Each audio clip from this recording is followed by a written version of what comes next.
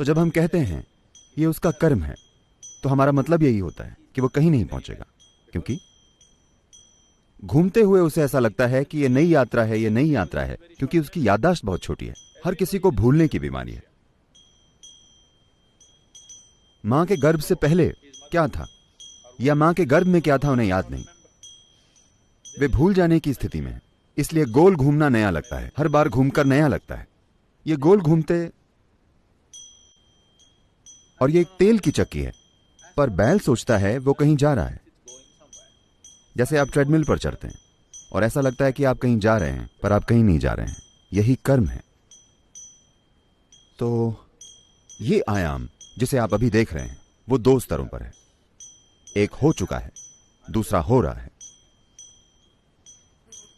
तो उनमें से 83 हो चुके हैं। अगर आप संख्याओं में बात करना चाहते हैं तो 83वां हो चुका है, पर अब भी हो रहा है। बचे हुए हिस्से के रूप में ये अब भी हो रहा है।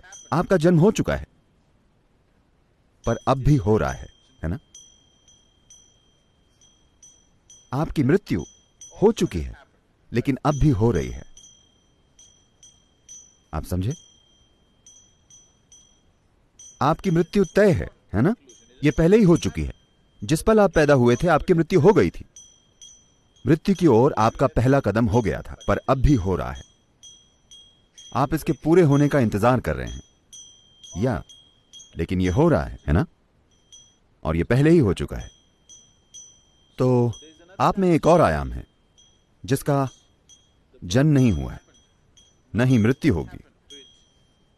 अगर आप उस आयाम को छुएं, सिर्फ तभी आप में भविष्य जैसी कोई चीज होगी, वरना आपके पास बस कर्म है।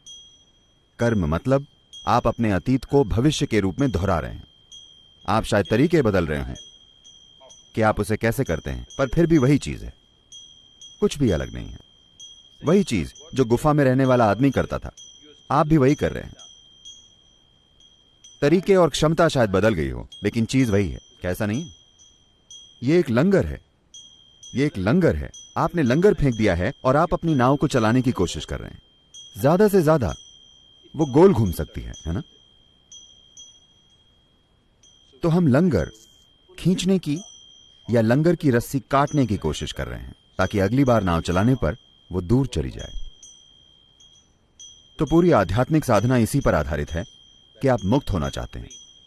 मुक्त का मतलब यह नहीं है कि आपको भूलना होगा, लेकिन आपको उस याददाश्त से मुक्त होना होगा जो आपको चलाती है। और यह याददाश्त सिर्फ आपके मन में नहीं, आपके शरीर की हर कोशिका में याददाश्त है। वंश विज्ञान और अन्य चीजों से यह हमारे लिए बिल्कुल स्पष्ट है कि आप में अपने पूर्वजों की याददाश्त है और आप आज भी उनकी तरह बर्ताव कर रहे हैं। आपकी नाक आज भी उनके जैसी है। आप देखिए, कई सारे प्रतीक हैं या शरीर में कई पहलू हैं जो स्पष्ट रूप से यह कहते हैं कि इन 84 सृष्टियों की याददाश्त अब भी आपके शरीर में मौजूद है। यह सृष्टि के हर परमाणु में है। तो आप उसे साफ करना चाहते हैं। आप उस याददाश्त को साफ करना चाहते हैं, क्योंकि यह याददाश्त आपको बांधती है। यह याददाश्त आपको जुड़े होने की भावना देती है, पर साथ ही साथ आपको बांधती है, आपको जाने नहीं देती। तो जब आप साधना करते हैं तो आप सब कुछ काटने की कोशिश करते हैं, क्योंकि काटे बिना